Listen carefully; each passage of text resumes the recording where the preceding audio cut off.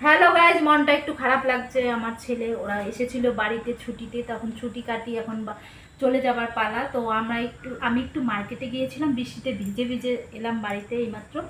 তো ছেলে ওখানে প্রচণ্ড গরম, চেন্নাইতে দুটো গেঞ্জি কিনেছি এখানে একদম পাতলা সফটের মধ্যে, আর দুটো হাফ প্যান্ট কিনেছি।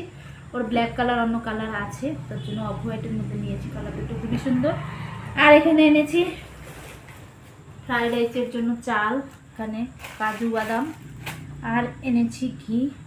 আর আরেকটা ব্যাগে কিচেনে চলে গেছে ব্যাগটা, ওখানে আছে গাজর, যা যা লাগে যাবতীয়, ক্যাপসিকাম আছে, বিনস আছে, ওখানে চলে গেছে। ওখানে ওটা দেখাতে পারছি না গাইস। তো আজকে ভিডিওটা এই পর্যন্ত, টাটা। কালকে আবার ভিডিও নিয়ে আসবো, দেখা হচ্ছে তোমাদের সঙ্গে।